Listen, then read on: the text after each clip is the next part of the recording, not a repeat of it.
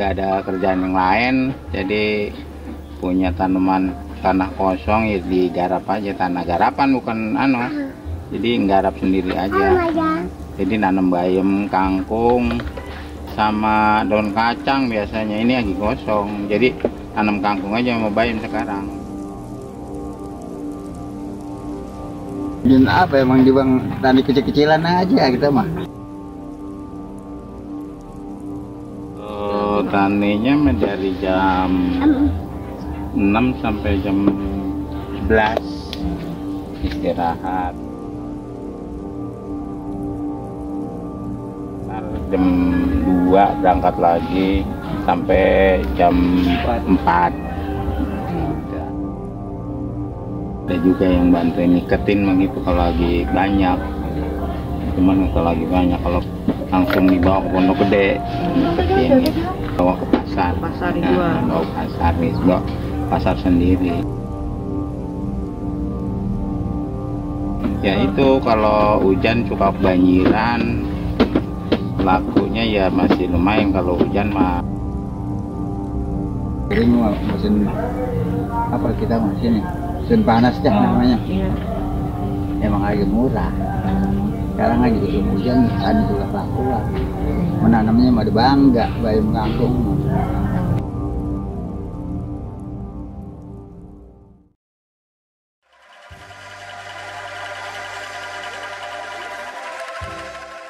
Biasanya kita tani cuma otodidak, nggak ada konsep pembelajaran ya. Paling dibuang, kalau itu mau dibabat. Nggak berpikir untuk diterapkan gitu. Pengen, tapi kan dananya nggak ada bantuan dari pemerintah juga, nggak ada. Sehingga kita mau pakai uang pribadi. Pupuk aja, kalau kurang bagus pakai pupuk. Kalau ada yang minat mah dikasih ini aja sih. Cuman kan di sini kan memang piaranya juga gak ada. Paling digabat langsung ditanam lagi itu. Nggak ada bekal tanam panen yang lain itu. Kayak di mana-mana kan tempatnya buat sapi, buat kambing. Kalau di sini enggak.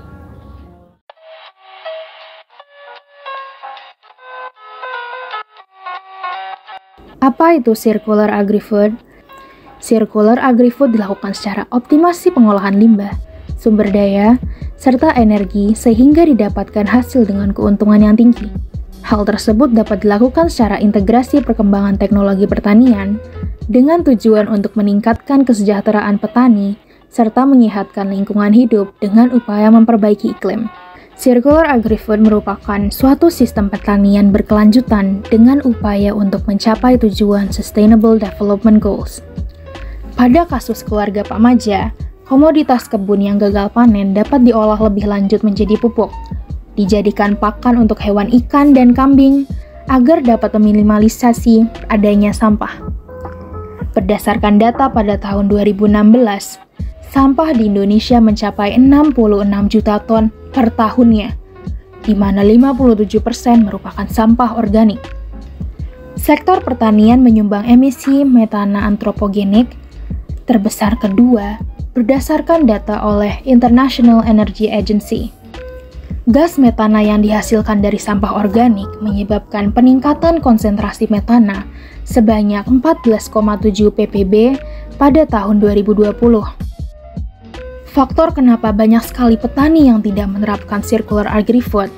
Yang pertama, berdasarkan data Badan Pusat Statistik, jumlah petani per 2019 mencapai 33,4 juta orang. Adapun dari jumlah tersebut, petani muda di Indonesia yang berusia 20-39 tahun hanyalah 8%, atau setara dengan 2,7 juta orang.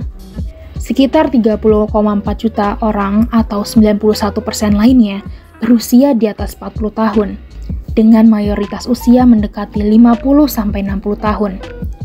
Hal tersebut disebabkan karena banyak pemuda yang pindah ke sektor industri. Di tengah pandemi ini, sektor pertanian meningkat dari 27,53% menjadi 29,76%. Namun, juga memiliki beban yang semakin berat. Ini dikarenakan ketika PDB hanya 13% dan harus menanggung 29,8% tenaga kerja. Dapat dibayangkan beban sektor pertanian yang menjadi berat. Di sisi lain, sumber daya manusia di sektor pertanian juga kurang menguntungkan karena mayoritas didominasi oleh orang-orang yang berpendidikan rendah dan mereka yang sudah lanjut usia. Hal yang dapat mendukung sistem circular agri-food yang pertama adalah pihak swasta, pihak pemerintah, dan pihak organisasi internasional melakukan mitra kerjasama untuk mendukung sistem pertanian di Indonesia. Yang kedua, memberikan edukasi untuk integrasi dari pertanian konvensional menjadi sektor pertanian industri 4.0. Sehingga, semua ini adalah tugas kita semua sebagai generasi muda untuk mengembangkan ilmu dan fasilitas teknologi supaya para petani di Indonesia menjadi lebih berkembang dan berjaya, serta membantu menanggulangi kerusakan iklim.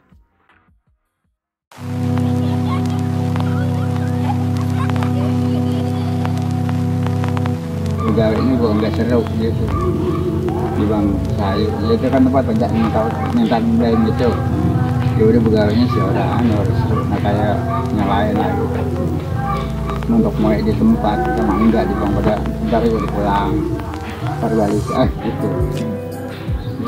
Ya, Ya mudah-mudahan kalau daripada istilahnya nggak apa-apain ya mendingan kerja lah daripada nganggur, tanah kosong mendingan diisi gitu, tanemin apa, ada juga manfaatnya. Semangat aja dah.